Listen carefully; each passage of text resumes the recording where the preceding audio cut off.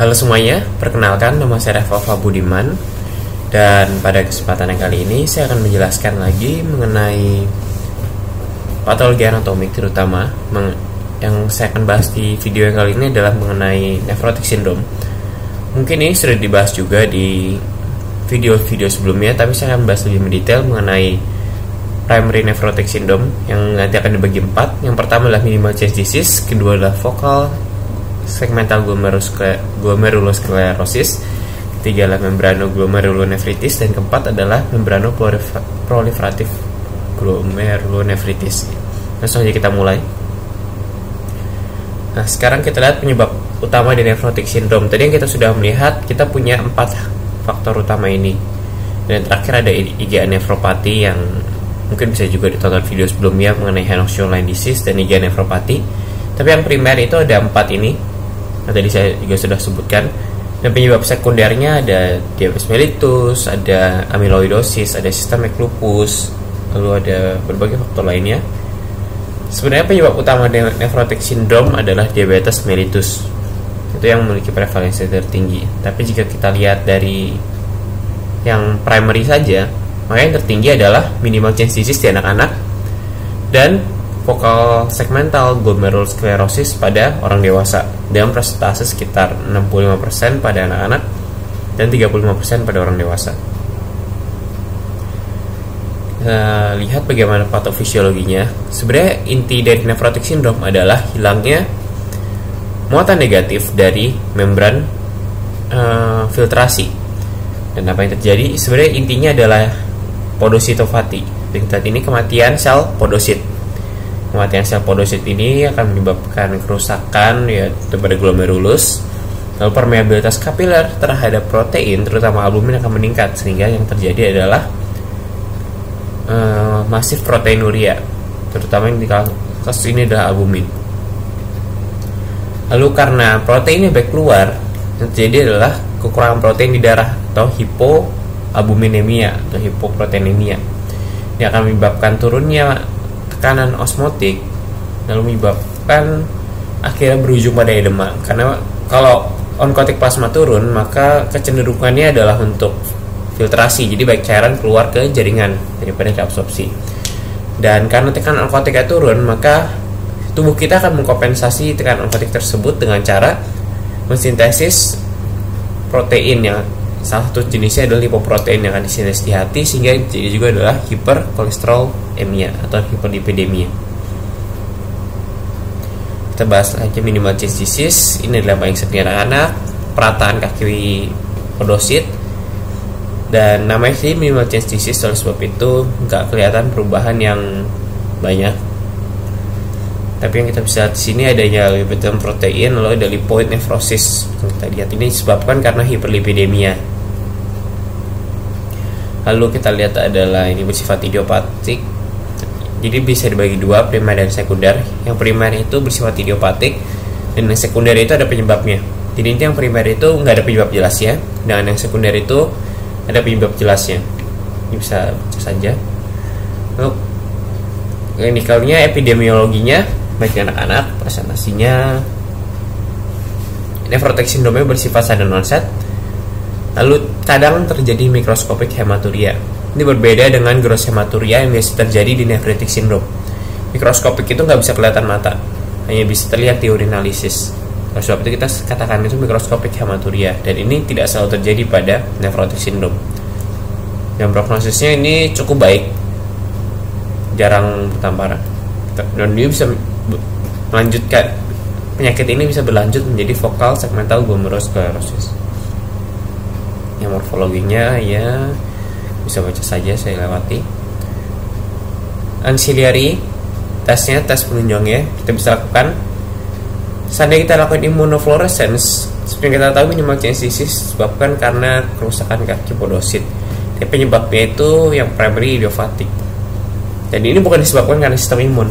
Makanya kita nggak akan melihat dengan immunofluorescence adanya deposit sistem imun. Seandainya kita stain, itu kita bisa lihat ada sedikit IgM atau C3, tapi itu tidak banyak. Dan kita resepsi dopletnya positif terhadap albumin ya. Tapi jika kita lihat dengan elektron mikroskop, kita dapat melihat perataan kaki podosit. Meskipun ini penyebabnya tidak jelas, tapi ini ada perataan di kaki podosit. Dan perataan ini bahkan seakan-akan terlihat kalau proses dari kaki podosit itu menarik dirinya dari membran filtrasi. Nah itu juga lihatnya masang expansion, tapi itu nggak penting. Lalu seandainya kita lakukan tes imunohistochromatografi, kita nanti bisa melihat berkurangan nefrin di sepanjang glomerular basement membran, dan juga markernya ada CD44, tapi CD44 ini lebih buat FSGS dibandingkan immunogenesis. Ini adalah gambarannya. Secara skematis kami bisa melihat di sini kaki podositnya kelihatan datar. Biasa kaki podosit itu kayak ada jari-jarinya gitu, tapi ini nggak terlalu kelihatan. Dan ini kami bisa lihat lagi bentuknya seperti seolah-olah bergabung, padahal ini sebenarnya kaki podositnya itu ya melebar karena dia menarik, lalu dia melebar kiri kanan, makanya terlihat seperti bergabung kaki podositnya. Dan ini ya gambarannya di elektron mikroskop, yang bisa melihat bagaimana datarnya kaki podosit itu. Nah, kita bahas lagi, lanjut lagi. Ini gambarannya juga seakan-akan terlihat normal jika kita hanya menggunakan mikroskop biasa. Kita akan bahas fokal segmental glomerulosclerosis kan. Ini adalah yang paling sering di dewasa. Kalau tadi di anak-anak paling sering adalah minimal change disease, kalau di dewasa adalah FSGS. Lalu prognosisnya cenderung buruk dan bisa berujung pada end stage renal disease. Clinical presentation-nya ya mirip-mirip semua dengan nephrotic syndrome, lalu bisa menyebabkan pale yellow kidney. Ini gara-gara hiperkolesterolemia akhirnya numpuk di tubulus semaknya, akhirnya nanti bisa keluar dan terlihat ginjalnya itu kayak terisi banyak lemak. Ya ini penyebabnya. Kategorinya sama seperti minimal change disease, ini dibagi dua, primary dan secondary. Yang primary itu bersifat idiopathic, sedangkan yang secondary itu ada penyebab jelasnya. Ini penyebabnya kalian juga bisa baca. Nah, ini secara skematisnya kalian dapat melihat terjadi sklerosis, dinamai vokal segmental glomerulosclerosis. Vokal artinya tempatnya terfokus, jadi hanya sebagian kecil, hanya sepotong dari bagian dari glomerulus. Terus segmental itu bersifat juga hanya sebagian dari potongan glomerulus ini. Dan glomerulosclerosis artinya penebalan dari glomerulus. Nah, ini adalah tipe-tipenya. Ada yang perihilar, ini kalian dapat melihat sklerosisnya terjadi di sekitar hilum. Lalu juga ada yang tip, yang di ujung. Di ujung ini kita lihat ini arahnya ke arah tubulus proximal. Namanya saja tip hilar, tip lesion. Di sini kalian bisa melihat ada sklerosis dan hypercellularity di bagian ujung dari membran filtrasi, bagian ujung dari glomerulus yang kutub ke arah tubulus. Lalu ada juga yang paling parah di sini ada collapsing. Di sini sklerosisnya sudah berat sampai tubulusnya itu kolaps, sehingga bagiannya itu nanti hipofiltrasi terjadi, yang nggak bisa ada cairan nggak bisa lewat situ dan darah nggak bisa lewat situ. Akhirnya lama-lama daerah situ mati, dan ini yang punya prognosis yang paling buruk. Dan yang terakhir itu yang seluler. Ini fokusnya itu ke hiperselularitas, jadi selnya banyak membelah selnya. Ini vokal segmental glomerulosclerosis, gambarnya kalian bisa lihat di sini ada sklerosis, penebalan di situ. Ini juga kalian bisa lihat hanya sebagian dari glomerulus.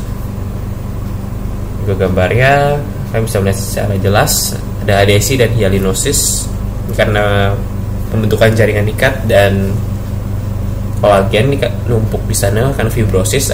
Proses sklerosis kan terjadi tentunya didahului dengan proses penebalan dan pengerasan, dan ini satunya ini terlihat jelas di sini adesi dan hyalinosis. Jadi nempel-nempel terus kalian lihat agak bening warnanya. Ini juga GBM wrinkling, ini sama seperti minimal change disease tadi. Nah, kalau tes penunjangnya ini disebabkan karena deposit sistem imun, terutama di daerah sklerotik tadi. Oleh sebab itu kita dapat menggunakan tes untuk immunofluorescence untuk melihat IgM dan C3. Lalu untuk elektron mikroskopnya kita lihat ada perataan dari kaki podosit, tapi ini tidak seluruhnya. Ini yang terjadi terutama di bagian yang terjadi sklerosis. Ya seperti itu. Jadi kalian bisa melihat sistem imun tapi nggak banyak. Jadi FSGS itu intinya mirip sama minimal change disease, tapi tempatnya lebih fokus, hanya terletak di tempat tertentu. Yang kita masuk membranous glomerulonefritis. Ini yang terbanyak kedua di orang dewasa. Kalau yang tadi yang pertama di dewasa adalah FSGS atau pada anak-anak minimal change disease. Yang terjadi di sini adalah penebalan dari glomerulus, terutama di dinding kapilernya. Ini gara-gara akumulasi dari deposit sistem imun. Seperti yang kita belajar hipersensitivitas tipe 3, di mana antigen dan antibodi saling berikatan, dan mereka itu bisa terdeposit di tempat-tempat terutama di mikrovaskular. Dan ginjal itu merupakan salah satu yang kita dapat katakan sebagai mikrovaskular, di mana pembuluh darahnya kecil-kecil dan banyak di sana. Oleh sebab itu ini salah satu tempat yang paling umum terjadi deposit sistem imun. Jadi ini terjadinya sistem imunnya adalah IgG, imunoglobulin. Lalu terjadinya sepanjang subepitelial. Subepitelial maksudnya apa? Itu adalah di bawah epitel. Epitel maksud apa? Epitel podosit. Jadi dia di antara podosit dengan GBM. Nah, lalu kita melihat lagi membranous glomerulonefritis. Ini terjadi faktor-faktor penyebabnya. Kita bisa baca saja.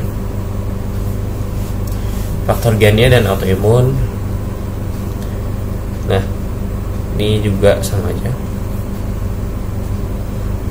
Secara morfologi kita melihat penebalan secara uniform atau merata, diffuse, menyebar dari dinding glomerulus. Lalu adanya beberapa bagian yang bersifat irregular dense, jadi ada beberapa bagian yang tebal itu nggak rata, nggak reguler antara basement membrane dan subepithelial, dan ini nanti akan membentuk spike. Jadi bentuknya seperti jarum, seperti duri-duri seperti itu. Ini bentuknya spike endom kita bilangnya. Ada yang bentuknya agak lancip, ada yang bentuknya landai.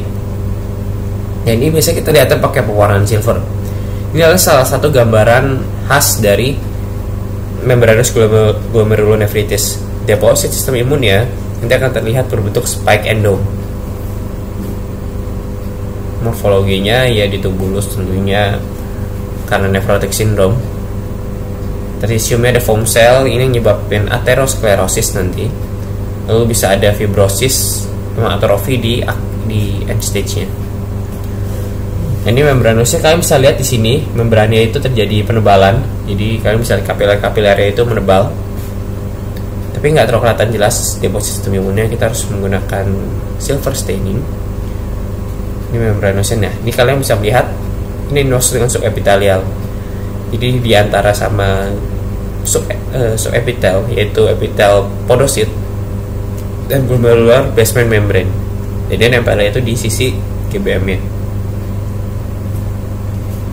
Nah, kalian juga bisa melihat ini dia nempelnya itu ke arah filtrasinya, bukan di tempelan yang ke arah glomerulus, tapi ke arah podositnya, deposit imunnya.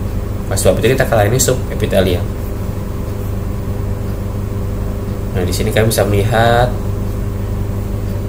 penebalan yang tadi, adanya penebalan secara merata dan reguler. Dan kalian bisa lihat di sini. Nah, di sini kalian bisa lihat yang ditunjuk panah ini, dia bentuknya seperti spike, seperti duri-duri. Dan ada juga yang landai sekitar-sekitarnya. Yang landai itu dome, dan yang lancipannya itu spike. Yang kita lihat itu adalah deposit dari imunoglobulin yang tadi. Jadi deposit tadi itu menumpuk dan membentuk struktur spike endom. Sana kita lihat pakai immunofluorescence, kita melihat lesi yang granular. Kenapa granular? Karena ini bentuknya seperti titik-titik. Kami bisa melihat di sini kan nggak nyambung, cuma bentuknya kayak satu spike, terus ada spike lain, ada dome, spike lain. Jadi bentuknya kalau kita lihat di immunofluorescence akan terlihat yang lesi granular. Berbeda dengan lesi yang satunya. Lesi granular ini disebabkan oleh imunoglobulin yang nggak spesifik terhadap glomerular basement membrane. makanya kelihatan kayak titik. Ya, ini gambaran juga. Di sini kita bisa melihat adanya sedikit hiperselularitas dan ada juga vacuolization. Jadi vakuol yang membesar, cuman ini nggak terlalu jelas juga. Nah, ini kalian bisa melihat pakai staining silver. Di sini kalian bisa melihat kayak GBM-nya tuh ada hitam-hitam, tapi hitam-hitamnya kayak ada titik-titiknya gitu melingkari. Nah, itu yang kita sebut dengan spike endome. Ini ada segmental sclerosis juga, penebalannya sifat segmental. Nah, untuk immunohistochemistry-nya kita bisa melakukan tes PLA2R1. Itu yang paling sering, 70% dari primary membranoglomerulonephritis. Immunofluorescence kita bisa melihat diffuse granular deposit. Jadi kita melihat yang tadi kita sudah lihat menyebar, lalu ada bentuk seperti titik-titik hijau-hijau yang tadi itu loh, gambar hijau tadi sepanjang GBM-nya. Lalu ya, nah ini gambarnya seperti ini. Dia mirip GBM, glomerular basement membrane, tapi dia tuh titik-titik hijau, nggak nyambung. Kalau titik-titik sama nyambung itu beda. Kalau titik-titik ini tadi yang nggak spesifik terhadap GBM antibodinya, seperti contohnya MGN ini. MGN ini kan deposit imunnya tidak spesifik terhadap GBM, makanya dia bentuknya granular. Ini ada gradingnya, kalian bisa melihat awalnya sampai grade 1 itu deposit imunnya nggak banyak, tapi juga ada sebagian dari perataan kaki podosit. Makanya ini juga disebut nephrotic syndrome, karena kaki podosit itu juga merata. Lalu semakin bertambah grade-nya, maka deposit imun ini akan semakin banyak. Yang ini deposit imunnya sudah banyak dan akhirnya bisa menyebabkan sklerosis.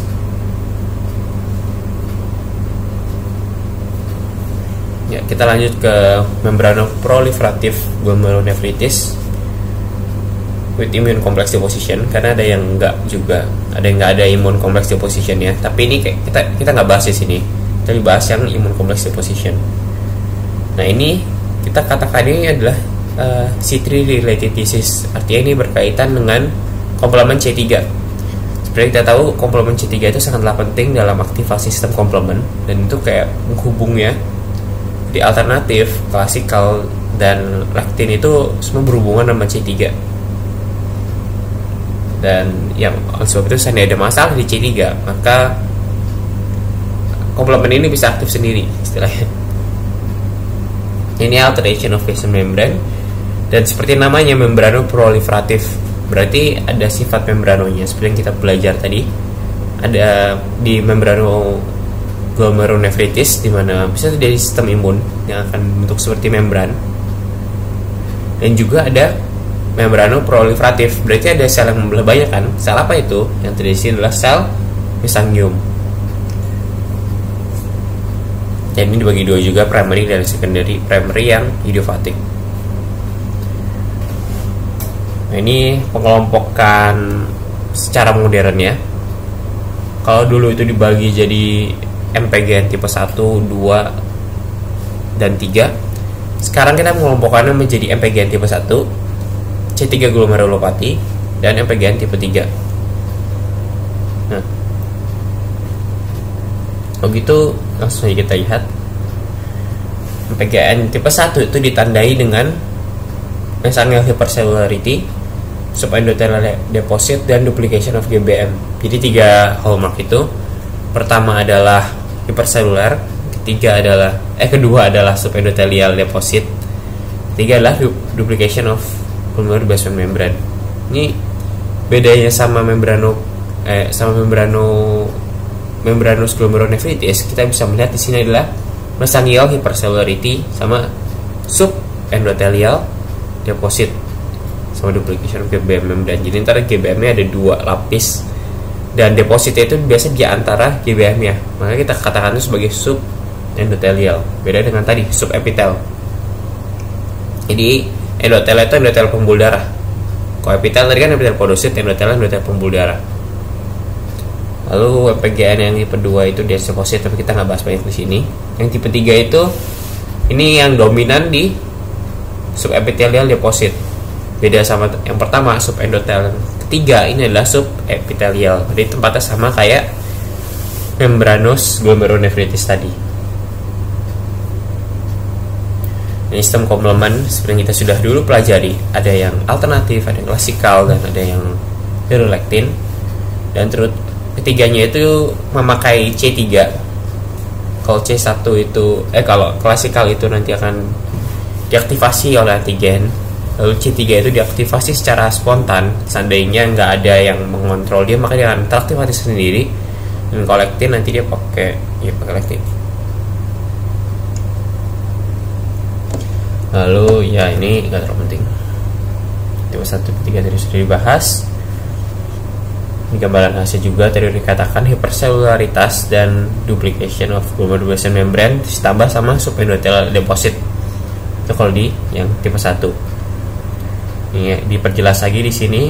Tipe 1 itu dominannya subendothelial deposit, tipe 3 itu depositnya ada deposit GBM formation ya. Strive atau Anderson itu namanya. Lalu ada lagi subepithelial atau kita sebut deposit yang Burkholder. Gambarannya di sini kalian bisa melihat adanya deposit sistem imun, jadi kayak tadi bentuknya. Kalian bisa lihat deposit imunnya banyak di sini. Ini gambarannya, sini kalian melihat ini di subendothelial depositnya. Berbeda seperti tadi kan dia nempelnya di sisi podosit. Ini akan depositnya akan menempel di sisi vaskular, kayak subendothelial namanya. Terus di sini juga ada nih GBM-nya kan double membrane. Jadi tadi glomerular membrane duplication, ada 2 lapis. Ada yang nyangkut di tengahnya kita sebut intramembranous deposit. Ini biasanya dari di tipe 2 atau yang dense deposit. Ini penyebabnya biasa gara-gara infeksi kronik, makanya sistem imunnya nanti ada banyak terbentuk antibodi antigen kompleks yang akhirnya bisa terdeposit di glomerular basement membrane atau di subendothelial subepithelial. Lalu ini bisa juga karena aktivasi dari klasikal atau alternatif, bisa gara-gara idiopatik seperti yang tadi, bisa juga gara-gara infeksi. Komplement sistemnya ini ada aktivasi dari alternatif komplement, terutama itu kita sebut dia C3 nephritic factor. Insidensinya ya, presentasinya sama seperti nephrotic syndrome yang lainnya. Ini tipe 1. Tipe 1 itu kalian bisa lihat hypercellular, lalu ada peningkatan dari proliferasi mesangial, ada GBM duplication, lalu ada spike, tapi spike ini subendothelial, kita sebut dengan Burkholder.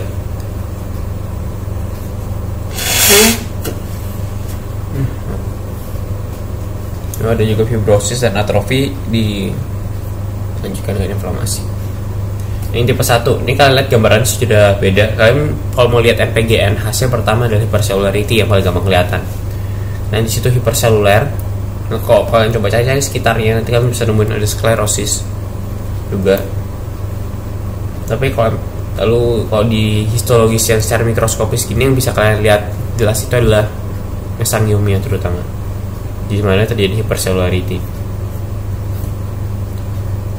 Nah, lalu kita juga bisa melihat ada duplicated GBM. Di sini kalian lihat nih, membrannya itu kayak ada 2 lapis. Jadi GBM-nya itu kadang-kadang kalian bisa lihat ada putih di antara GBM-nya itu adalah rongga yang terbentuk dari duplikasi GBM seperti ini.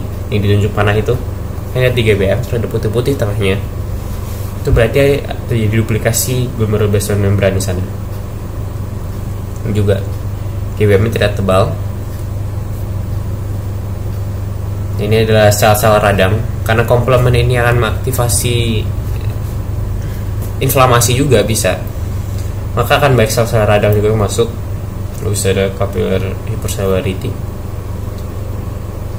Ya, ini juga sama saja. Ini bentuknya granular juga lesinya, karena ini bukan antibodi terhadap GBM, tapi ini deposit imun yang nyangkut di GBM, akhirnya bentuknya granular. tipe 1, tipe ya late stage. Prognosisnya ya lumayan lah, survival sekitar 50% dalam 10 tahun. Ini kan juga bisa baca ya. Itu seperti akhir dari semuanya. Kalau gitu kita rangkum saja. Kita mulai dari minimal change disease. Apa yang kita bisa lihat dari minimal change disease? Secara mikroskop histologis itu gak kelihatan jelas.